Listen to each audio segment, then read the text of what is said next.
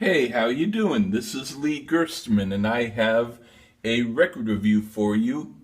I have to give a thank you to Johnny Vogan. He suggested that I review Led Zeppelin's Houses of the Holy. That's an album that I have known about for quite a long time. I had a next door neighbor named Guy Covington back in the 70s, and he was an executive for MCA Records, and I was a real big music and record fan, and I would visit him and he would play me some really cool stuff. There's a lot of groups that he played me albums that they were probably either just released or they were hot, and I would not have heard those albums as soon as I did if it weren't for his turning me on to them.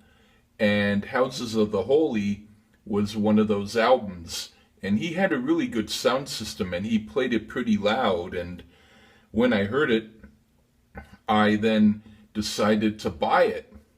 And it's an album of theirs that was part of maybe the soundtrack to my life, because I was influenced by Led Zeppelin, and they were one of the groups that made me want to write songs the way I did.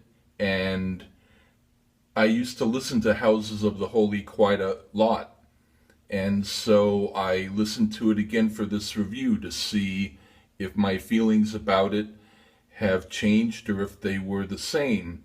And I would have to say pretty much that when I heard it again, the old feelings kind of came back up.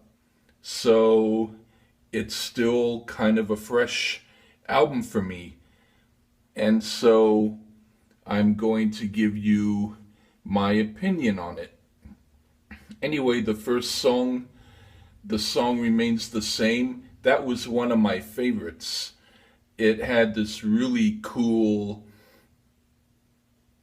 loud guitar after the jangly guitar part, and I liked the later part when Robert Plant is singing really high pitched, which I think is Jimmy Page altering the vocals to a higher speed.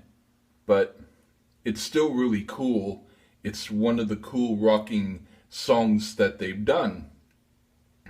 And then the Rain song, I never really liked it when it came out. I had always skipped it when I was listening to the album, but hearing it now, it's somewhat enjoyable. Maybe it goes on a little bit too long for my taste, but if you're a fan of Led Zeppelin 3 and the acoustic side, which I'm not, this isn't worse. This is okay. I can listen to it now and not feel too annoyed. And then Over the Hills and Far Away, that was another one that I really liked a lot. That was one of my favorites. And I forget whether or not I used to try to play this song on drums, but it was the kind of song that influenced me when I was writing songs for my drums. And then The Crunch, that was kind of a weird tune. I'm not sure exactly whether or not I really love it or if I just thought it was really cool because it was so nutty. But I don't mind it, and I can listen to it, and I think it's kind of a cute, weird song. And then Dancing Days, to me, that one's kind of filler. It's good filler. It's not a bad song by any means, but in context with this album, I would have to say it's probably a little bit less exciting for my taste. And then Jamaica, that one is odd. And I dig it, but I dig it in the same way that I dig a pair of underpants that look really good, but they kind of ride down a little bit, and I'm not exactly sure if I like how they feel, but I like when I look at them when I look at myself in the mirror wearing them. So that's as close to a description of that song that I can give you. And then No Quarter, that one was one where I always was thinking, why do they have to keep moving from that slow keyboard part to the more heavy part back and forth like that? But I like it now. And it's maybe the closest thing to what I would call a progressive rock tune.